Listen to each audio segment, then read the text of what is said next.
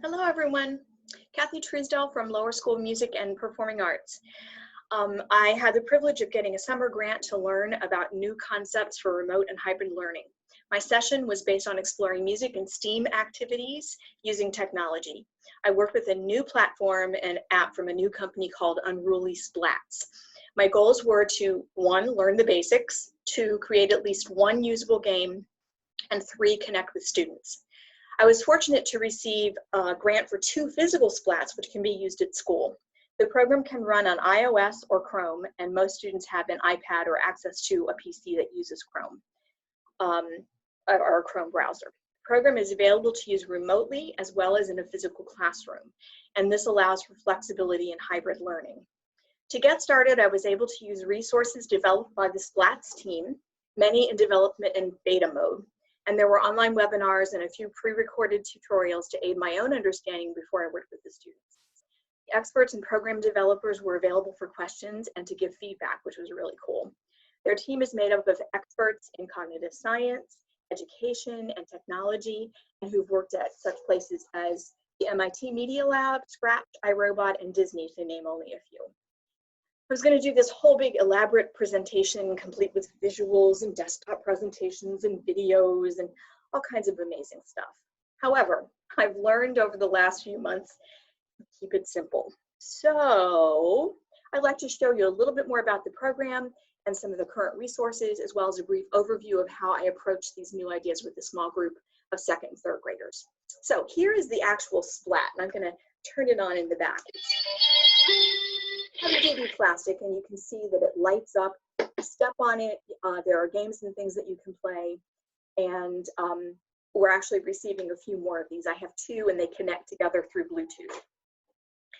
I'm going to share my screen with you so that you can see some of the things that we actually were able to use. Let me make sure that my computer sound is on. There we go. Okay, so we're in the Splats platform, and you can hear there was a splat, and begin splatting. So this is what the students would see. They created their own profiles, and they got to choose their little character. I'm gonna go ahead and load my profile because I've already made one. And the students put all their things on the profile. Now, when you start out, you have a grid, and you have all these things to get started. So you have some choices to make. Am I going to do it when the splat is pressed or when the program starts? Sensing, how is it going to be that the splat figures out what I'm doing? Lights, different kinds of lights, and there are the tools to do that. Different kinds of sounds, all sorts of things. You go in here and you click on some of these, you can see that there are all kinds of things that the students can use. All kinds of cool things. And then you can have scoring, controls, and all sorts of things. Now I'm going to take this to the recycling bin because I don't need this. There we go. Now, one of the cool things is that these are virtual splats over here on the side. The students can program things in, and then when they get to school, they can actually connect with through Bluetooth with the physical splat. Whatever they've created on the grid, they can actually see it in person. There is a user tray, and there are all sorts of things. You can create a project, you can save a project, you can see some examples. I'm going to show you, this is an example with 2 splats. And when you do the two splats, then you get to come over here and you get to see what's been programmed. I click on some of those. You can go all the way up to 6 splats. And those are some things the students really enjoyed. Whack-a-mole, knock knock, lots of games that are in here already. And then there are tutorials if the students want to learn some things. These were some things that I recommended that they use on their own when we were not together. And then there are some challenges, and they have all kinds of things that you can do. They have a featured thing, and then I'm going to show you some of our creations. So one of the things that we did was we created a drum machine. And I'm going to load my creation. This was the drum machine that the students helped me put together. And you can see that there are all sorts of things. We experimented and tried things and figured out that this is what we wanted to do. So this is on 2 splats, and I'm going to press run, and you're going to hear it and see it.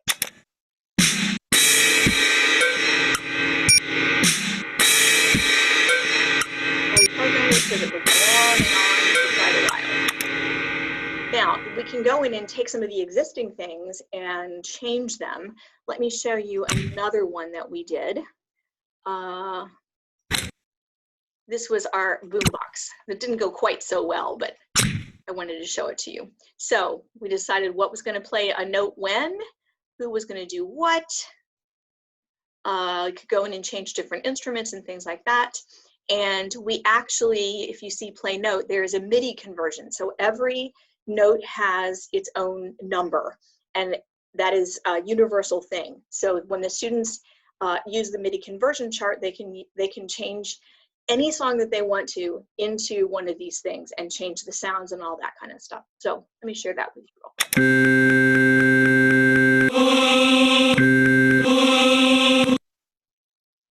Kind of crazy. That's why we called it Boombox Blah. All right, so all kinds of things that we can do in here. We made a drum machine, we did a boombox, we created a virtual DJ, we did all sorts of things. I'm gonna get out of this and show you, oops, the wonders of Zoom. All right, so I sent emails to families every day. I made sure that they knew this was the introduction, made sure that they had the Zoom site that we were going to meet on.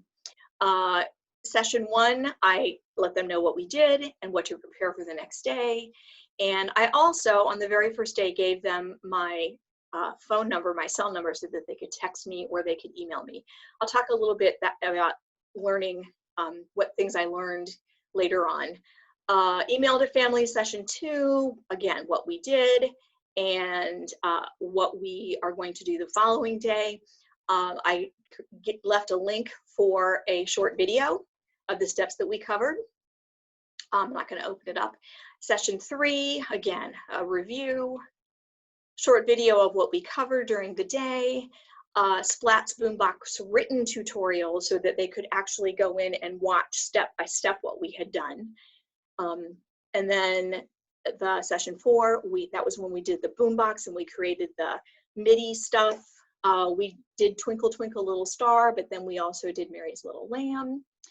And again, a video and a document to help them.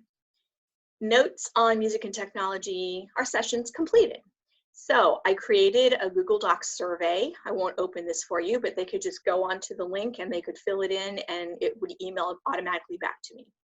And then I created a Flipgrid page, as you can see here, that they can upload things if they want to and share with other people. So that was kind of cool. What did I learn? As you can see, it was an exciting adventure. I was able to add to my educator's toolbox and learn some new things in the process. But I did learn a few things along the way. Number 1, start with the basics.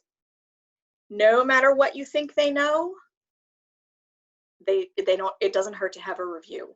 I thought that the students were at a very different level than I found out that they were. Once we got into it, they learned very quickly and they caught on, but it was interesting. Look for ways to connect a new concept to what they already know. Of course, this is how I do my music performing arts classes, but working with a new program like this was a good reminder. Help them to make those connections. Third thing, try things with a trusted friend ahead of time. Before using it with students, it's better to work out the glitches ahead of time, but if something happens, then admit that you don't know and then find out. Students are fascinated that we are teachers and we're still learning, and I have no problems letting them know that I'm learning too, and let's find out together. Communicate, communicate, communicate. I put down here, by the way, Google phone numbers are a great resource. I didn't have to use it with my families because there were a few of them and most of the families already had my cell number because of Cub Choir and private lessons.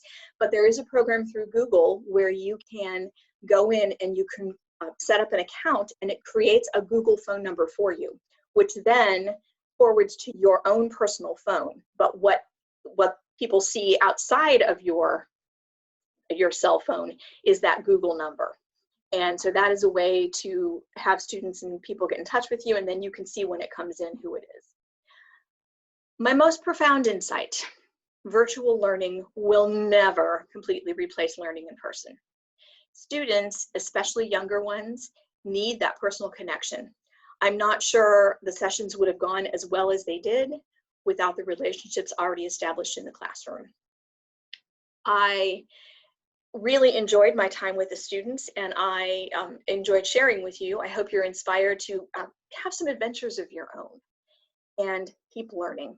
Peace and harmony, everybody. Let's have a great year.